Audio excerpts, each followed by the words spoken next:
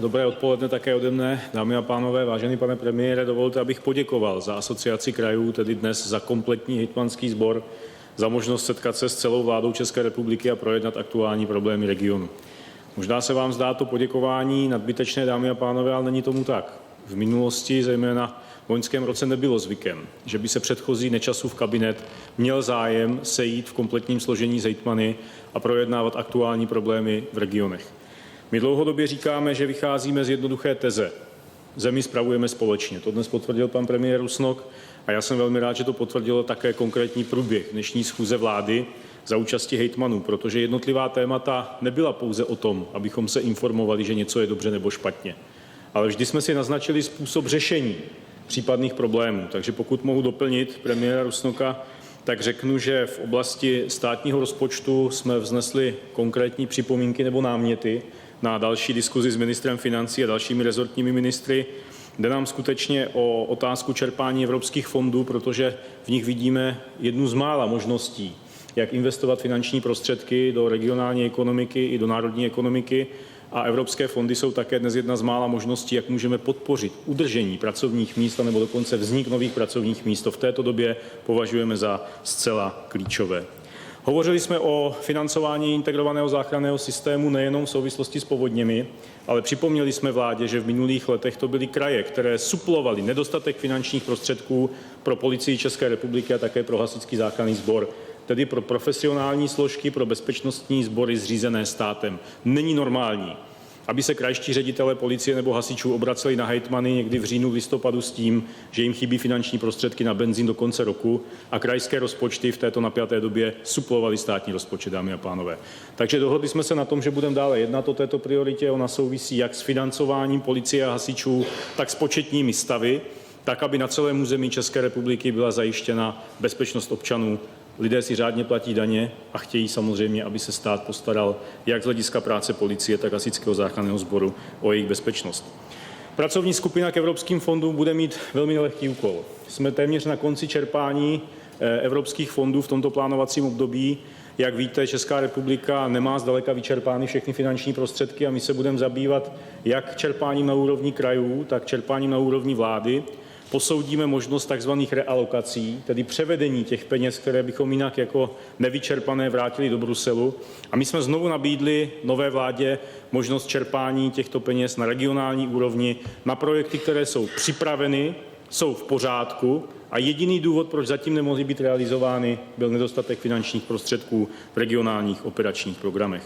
Hovořili jsme o auditech, hovořili jsme i o tom, jak má vypadat nová struktura operačních programů pro plánovací období let 2014 až 2020 a jsme si vědomi, že máme několik málo měsíců na uzavření dohody, která bude předurčovat podobu čerpání evropských fondů v České republice na několik volebních období. Takže chceme k té práci přistoupit maximálně zodpovědně. Ta pracovní skupina, která bude řídit otázku evropských fondů, se bude scházet minimálně 1 až 2krát měsíčně pod vedením pana premiéra za účasti hejtmanů a já věřím, že vyřešíme celou řadu problémů, které prostě v minulých měsících řešit nešlo, protože premiér Nečas a zejména bývalý ministr financí Kalousek neměl zájem o reálnou diskuzi a o reálnou dohodu s kraji na toto téma. Obnova území po povodních, to by bylo na samostatnou tiskovou konferenci. Jsme dohodnutí, že kraje dodají včas všechny podklady, to je jasné. My jsme požádali dnes vládu o rovnost podmínek pro ty podpůrné programy mezi obcemi, městy a kraji, protože další danajský dar minulé vlády byly nastaveny rozdílně podmínky pro financování škod po povodních pro města a obce. Ty dostávaly 85% dotace a pro kraje 50% dotace. Já uvedu jednoduchý příklad. Pokud povodeň smetla komunikace, dámy a pánové, když jste řidič a jedete autem, tak nepozná to auto, jestli jedete po komunikaci místní nebo krajské. Prostě ta komunikace tam buď je, nebo není, nebo ji vzala velká voda. A my nevidíme žádný důvod, proč by nemělo být nastaveno stejné financování pro obnovu takových komunikací, jak pro města a obce, tak pro kraje.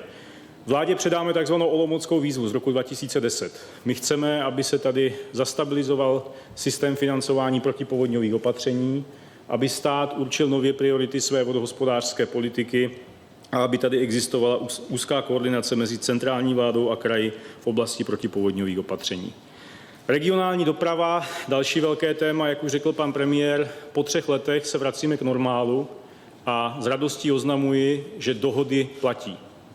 Smlouvy platí. Pacta sunt servanda je koneckonců starořímská právní zásada, že smlouvy se mají dodržovat, a tak se současná vláda přihlásila k memorandu z roku 2009, které znamenalo stabilizaci financování regionální železniční dopravy, a pro příští rok se pokusíme také memorandum dodržet na obou stranách a financovat příslušným dohodnutým způsobem regionální železniční dopravu.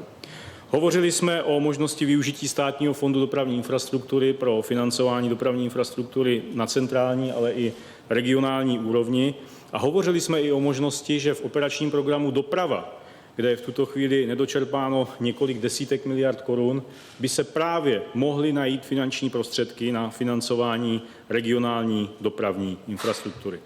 V oblasti sociálních služeb, což je nesmírně citlivá záležitost, jsme bohužel museli konstatovat, že předchozí vláda zcela zaspala v otázce přípravy převodu systému financování sociálních služeb z celorepublikové úrovně na kraje.